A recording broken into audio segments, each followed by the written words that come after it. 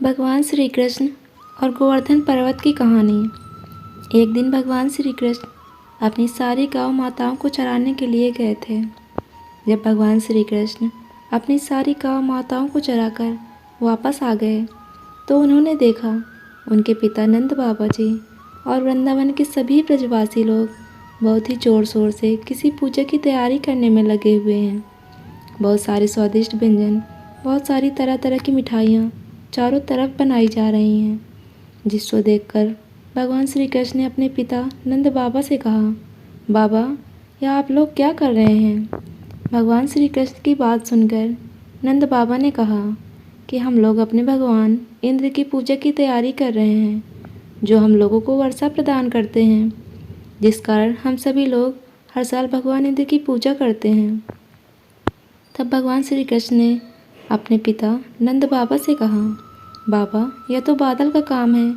हम लोगों को भगवान इंद्र की पूजा की जगह गोवर्धन पर्वत और गौ माता की और बाकी जानवरों की पूजा करनी चाहिए। गौ माता से हम लोगों को दूध प्राप्त होता है। गोवर्धन पर्वत हम लोगों को छांव प्रदान करते हैं। गोवर्धन पर्वत और बाकी जानवरों की पूजा करनी चाहिए। भगवान श्री कृष्ण की बात सुनकर नंद बाबा ने कहा, तुम ठीक कर रहे हो। और सभी गोकुलवासी भी भगवान श्री कृष्ण की बात से सहमत हो गए।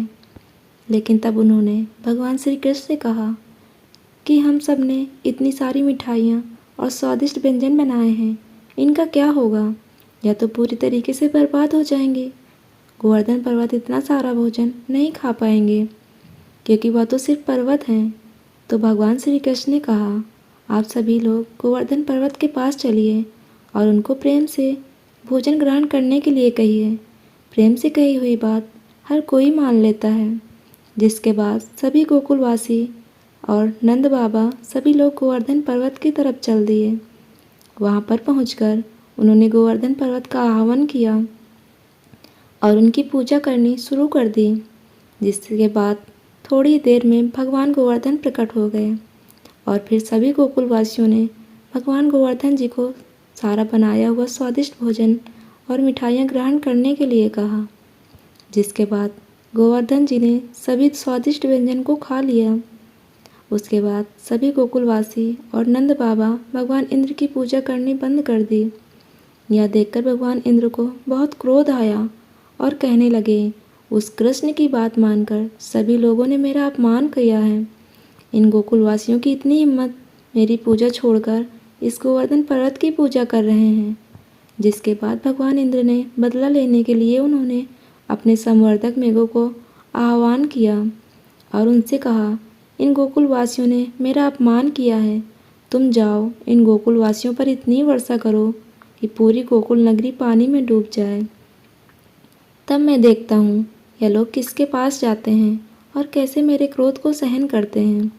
भगवान इंद्र की आज्ञा का पालन करते हुए संवर्धक मेघों ने बारिश करना शुरू कर दिया और देखते ही देखते बारिश ने अपना विकराल रूप धारण कर लिया, जिससे पूरी गोकुल में चारों तरफ त्राही त्राही मचने लगी और सभी लोग इधर उधर भागकर अपनी जान बचाने लगे।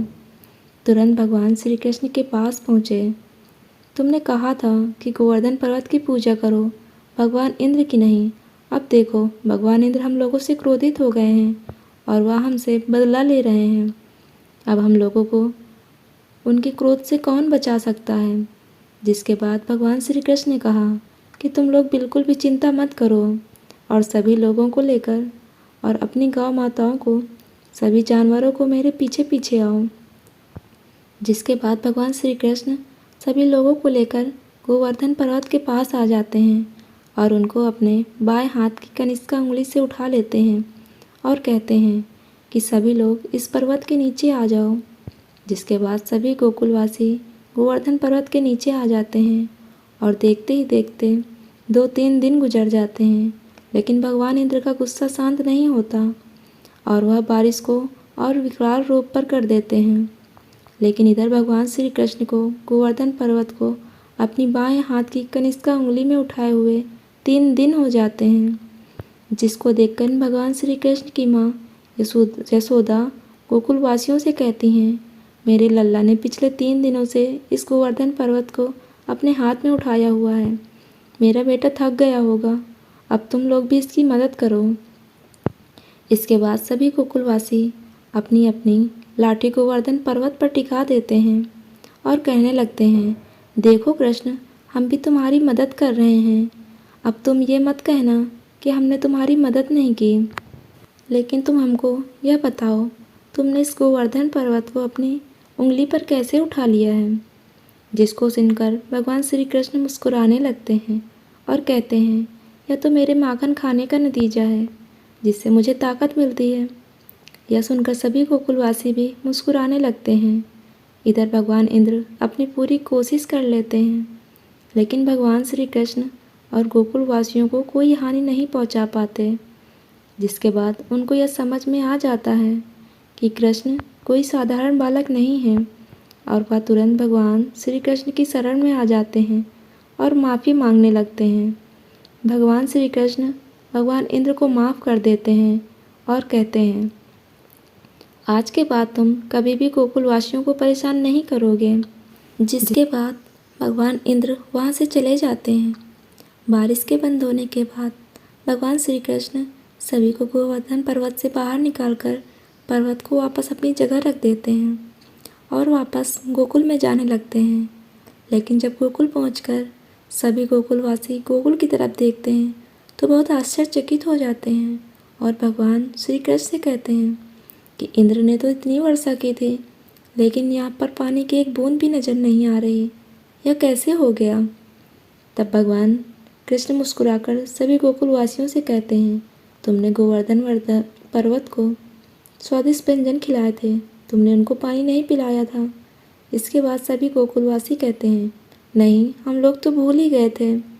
भगवान श्री कृष्ण कहते हैं, इतना सारा भोजन करने के बाद जाहिर सी बात है कि प्यास तो लगेगी ही। जिसके लिए गोवर्धन पर्वत ने सारा पानी पी लिया और सभी लोग वापस अपने घर में आनंद से रहने लगते हैं।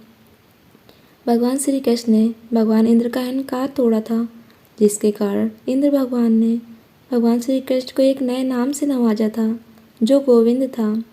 जिसके बाद पूरे संसार में भगवान कृष्ण का यह नाम प्रसिद्ध हो गया। अगर यह वीडियो आपको पसंद आई हो तो वीडियो को लाइक करें और चैनल को सब्सक्राइब करें। Thank you.